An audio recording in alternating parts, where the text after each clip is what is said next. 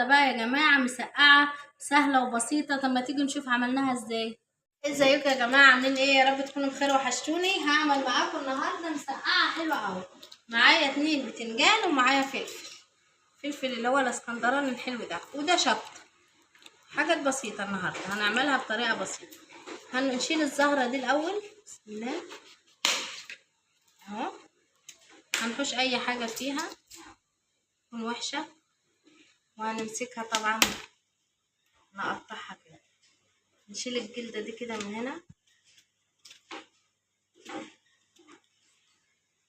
اهي. البتنجانة بتاعتي كيلو الا ربع، يعني دي كيلو الا ربع، وديت عندي من زمان، بس ايه قلت برضه اعملها هتبقى حلوة ان شاء الله. بنشيل دي كده، بنقشرها، بس احنا بنحوش القشرة بس، منعملش حاجة تانية. المسقعة بتاعتنا هتبقى سهلة وبسيطة ومش هتاخد وقت ان شاء الله. هنمسك بقى نقطع كده اهو. هنقطعها بقى كده يا جماعة، شوفوا يعني انا قطعتها، هقطعها مكعبات زي ما انتوا شايفين اهو. هوريكم اهي. هنمسكها كده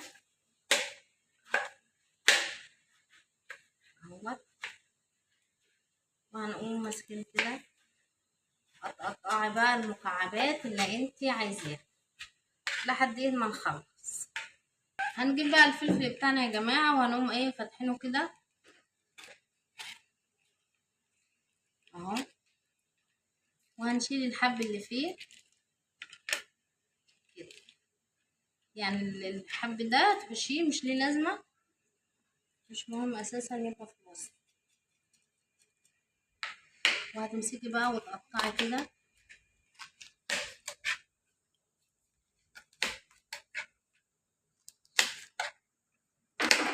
اهو. التقطيعه دي كده عشان احنا هنحمر برضو الفلفل بتاعنا، وهكذا التاني نفس الحكايه. وهنفتحه برضو اهوت، وبناخد منه الراس، بنشيل الحاجه اللي فيها.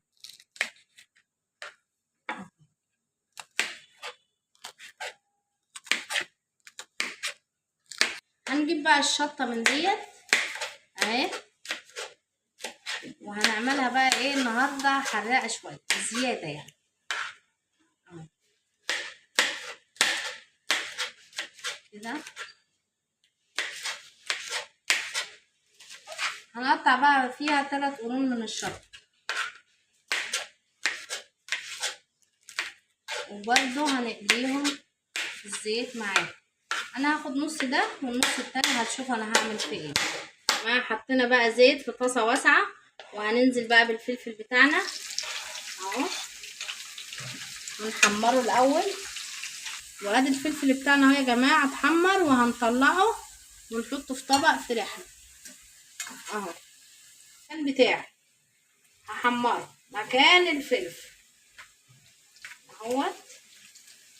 هناخده على مرتين عشان يتحمر معانا يبقى كويس، يعني نديله 90% يكون مستوي، وال10 التانيين هنسويه في الصلصه.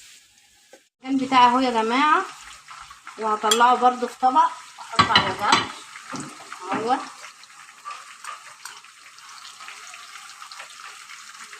هنصفيه كده من الزيت ونحطه هنا، لو بعدين نخلص بقيه الكميه ونرجع له.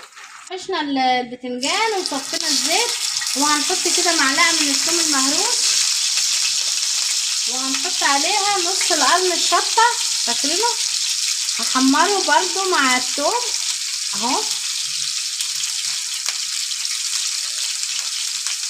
طبعا شويه من الخل، معلقه بالظبط من الخل، ونص كيلو من الطماطم، عصير الطماطم اهو. وهنسيبها بقى لحد ما تتسبك مع بعضها. نص معلقه كزبره ناشفه، معلقه بابريكا، معلقه صغيره بابريكا، والملح برضو معلقة صغيرة من الملح، وفلفل اسود اهوت نص معلقة كده صغيرة، وهنحط شوية من السبع بهارات برضو معلقة صغيرة، وهنسيب التوابل بتاعتنا كده تسبك مع الصلصة كويس. يا جماعة الصلصة بتاعتنا شفتوا اتسبكت كده وبقت تمام. هننزل بقى بالبتنجان اهو، وهنقلبه كده كويس، وهننزل بقى بالفلفل بتاعنا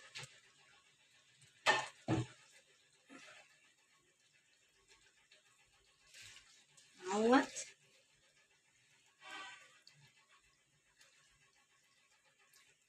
وهنحط بقى معلقتين صغيرين من الملح اهو. طبعا احنا مش قلنا هنحتاج توابل ولا هنحتاج حاجة اكتر من كده.